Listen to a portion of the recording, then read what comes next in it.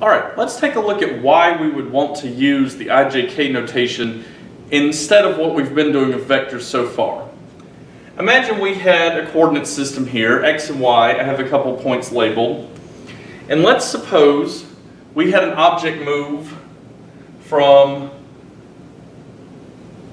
x equals 3, y equals 0, to x equals 7, y equals 0.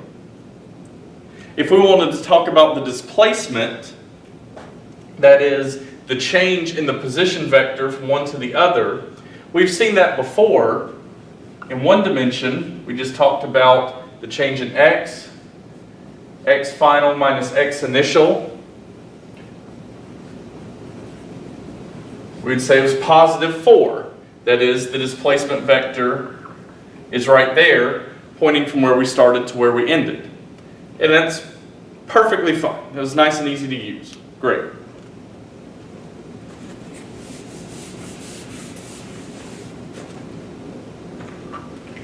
What happens instead if the person started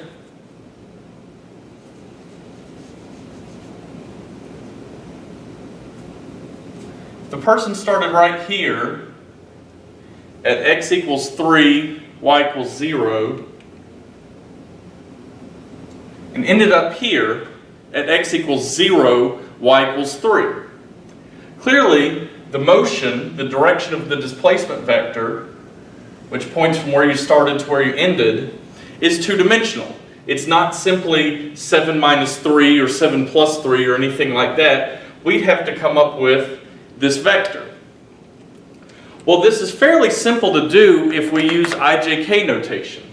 Let me start off by expressing the original position vectors in IJK notation. In the same way we might have an initial position in the x or in the y or the z, we can have an initial position vector by just using r with a little 0.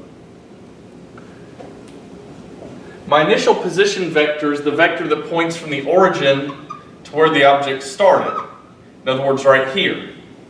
The object started at 3 on the x-axis and 0 on the y-axis and 0 on the z-axis. We'll ignore that for the moment. And so I express that in IJK notation as a vector whose magnitude along the x-axis is 3, along the y-axis is 0. This is the same as expressing that the object's initial position is x naught equals 3. The object's final position, the position vector, is one that points from the origin up to where the object ended up.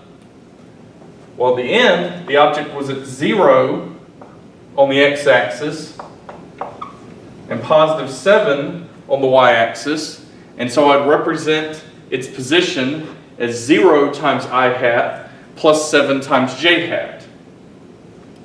Incidentally, we haven't looked at it yet, but this could just as easily be pointed to the left, in which case there would be a negative in front of this, indicating that it's opposite to the positive x direction, or in other words, the negative x direction. And ditto for something pointed down, it would simply be a negative j hat component. So this is the full initial position vector and final position vector. And so the displacement, just like if we were looking in one dimension, simply the final position minus the initial position. Now to write these out in full IJK notation mode, I would get that my final position is 0 in the I hat plus 7 in the j hat. So that's my final position vector minus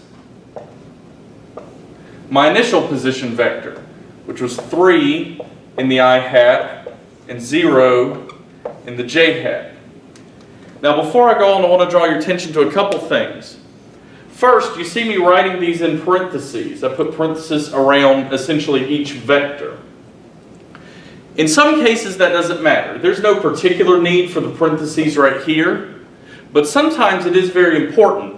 Like for example, the R0, the initial position vector, is being subtracted, which means each one of its components needs to be subtracted. And so I use the parentheses to remind myself that it's not just the one right beside the negative that's being subtracted.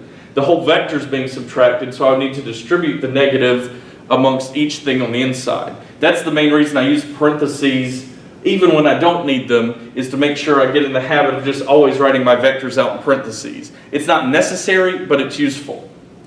The second thing you've seen me doing is explicitly writing 0 times j hat or 0 times I hat. That's not necessary at all. Just like anything else, if you multiply 0 by a unit vector, you get 0. And so I could just as easily have written this as 3i hat and the final position vector as 7j hat. I'm going to draw a little line here to separate my work out. And that's perfectly fine. I'm writing the zeros explicitly to make the next step a little bit more obvious, which is, and here's the reason we use IJK notation, the next step is just really, really simple. I have a little marker rolling here in case you hear that noise. Let me stop that. The next step is really, really simple. And the reason is, we're just working with unit vectors the same way, we're just working with vector components the same way we've seen it before.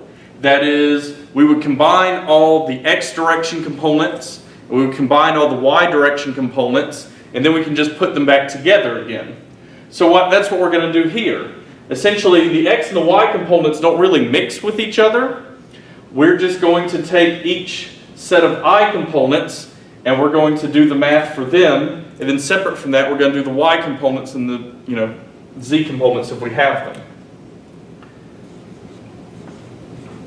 What does that look like here? It means my displacement vector in the I hat direction is going to be 0 minus 3 I hat, so negative 3 I hat. And then the y component is going to be 7 minus 0. 7 minus 0 is 7 in the j hat. And so just like that, I have the full, complete picture of what my delta r vector is. In other words, the green vector on this diagram, the one that points from where I started to where I ended, is a vector whose components are negative 3 to the left, well that makes sense, and positive 7 up. Well, that makes sense too. But I didn't have to draw it out graphically just by having both of these written in IJK notation. It was just a very simple little way to put them together and to do this math. I will take a look at a few other examples coming up in future videos.